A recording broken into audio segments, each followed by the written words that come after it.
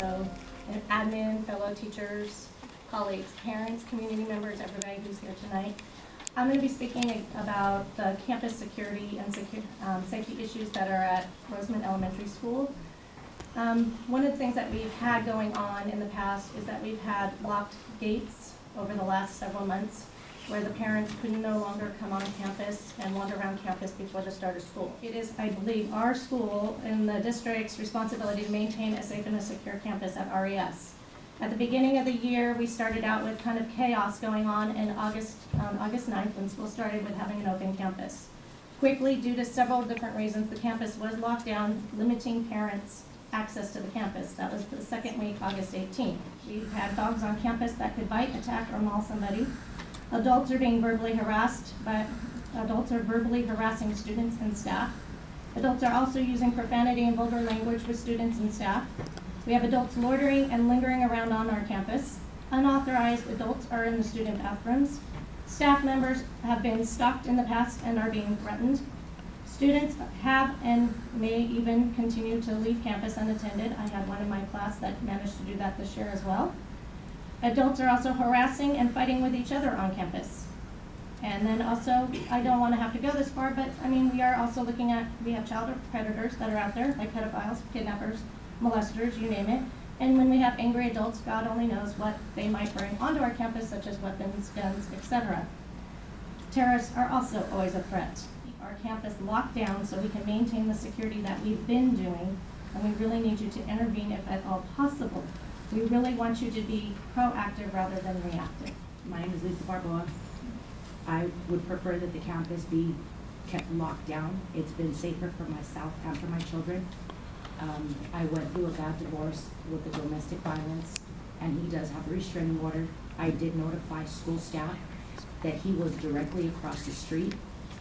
He's supposed to be 100 yards away from my kids, and I was told that there was nothing that they could do about it as long as he was not on campus.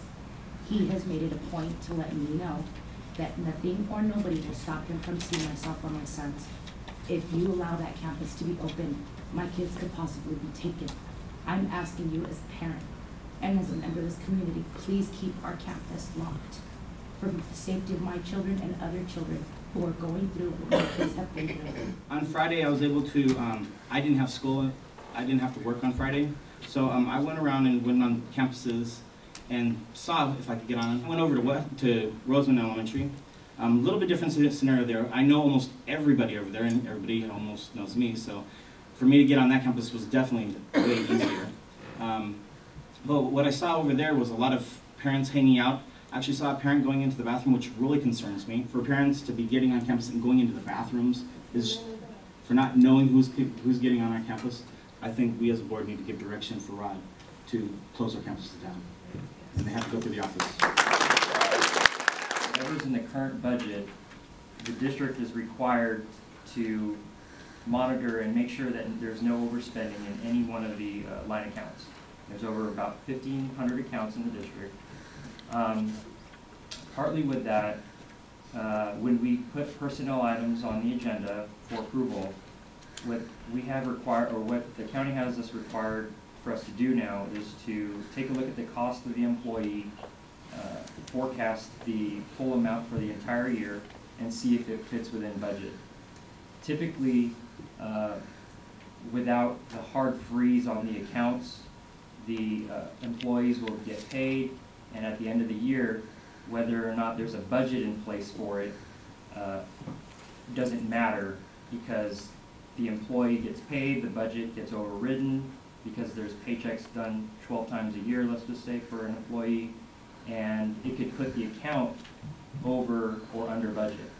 Now with the hard freeze, the district has to look and make sure that there's no overspending in any individual line items on the budget. We are doing this program called Teens for Jeans. Our goal is to collect 4,000 pairs for a chance to win $5,000. It is sponsored by RHS. All our jeans will be refurbished and donated to the AV Youth and Family Center in Lancaster. If anyone has jeans, any style, size, or condition, they can bring them to the high school office before Friday. RHS will be picking them up Friday afternoon. If we get at least 500 pairs, we'll get a banner to hang. I understand that transportation is on the chopping block. So to bring it out to the parents in this community, $1 or nothing. I mean, it's in the delivery. It is in the delivery. I tell my kids the same thing. Why do you guys fight, you and your mom? Because it's how you deliver it. You need to tell the people that we're broke. You can drive your kids to school, or you can pay whatever that nominal fee is. That stuff will be left over to the transportation supervisor.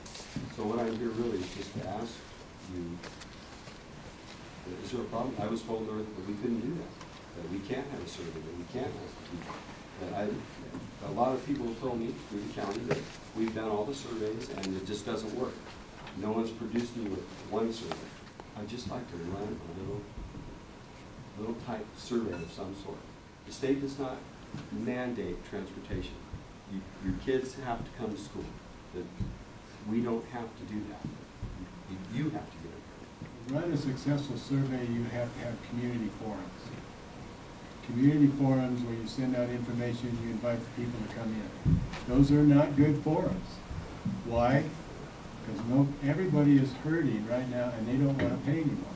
We took 24 choir students from Tropico, and 22 of them made it into the group, which was a phenomenal number. We took nine band students, and 6 of them were accepted into the concert band, so we're really proud of them. We'd like to invite all, we'd like to invite all of the school board members and people from Rosamond, let everybody know, and I'm going to try to get the word out every way I can. The concert will be on the 26th of February. That's a Saturday. It's at 7 p.m. at the Rabobank Convention Center. It's on Truxton in downtown Bakersfield. It's a wonderful facility. If you've never been to the concert, I really urge you that if you're free that night, go. You will not be disappointed that you went and saw a 250 voice junior high school honor chorus sing, and a 95 to 100 member concert band, as well as probably another 95 to 100 member orchestra. All Kern County students that have been auditioned, all junior high school level. It's tremendous. It really is amazing. We expect, I've advised our board that I expect to have full supply made up of different sources of water coming for storage. It's a moving target at this point, but you asked me a crystal ball. Right. I say it will have a full supply for this year. I look at the unusual storm we had in December. I mean, that was truly unusual in amount and the timing. Correct. And what that tells us that we just do not have enough facilities to capture that water that is available from now and then in California. Sure. So it's very important, in my opinion, that we have more facilities in place to capture those the water that might become available at a spur of the moment. Because that's how California is going to survive, in my opinion, is to manage the limited amount of water that we get occasionally. When we did our report the other day of all the hospitals that we service, Palmdale had, I think, they were at 24, 25 minutes offload, and everybody else was closer to an hour. That's even in Bakersfield. Even if you're really sick and had to get up. Well, see, it's tough. That's an average number, okay? So if you're coming in with a bullet in your chest, or you're coming in with CPR in progress, they're going to go straight to a bed. Okay. They have to triage everybody. So if all of us were to go to the hospital together today, and 5 of us have chest pain, and 5 of us have shortness of breath, and 20 of us just don't feel good, the 20 that don't feel good are going to wait a really long time. Okay. And that's the way it's got to be. I mean, there has to be some, right, rationing. I can tell you in Bakersfield, it's a little easier to predict where the calls are going to be.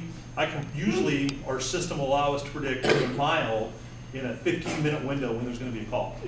And so people are creatures of habit. Call volume is based on population density, age, and recreational drug and alcohol use. See the trap? See the trap? See the trap?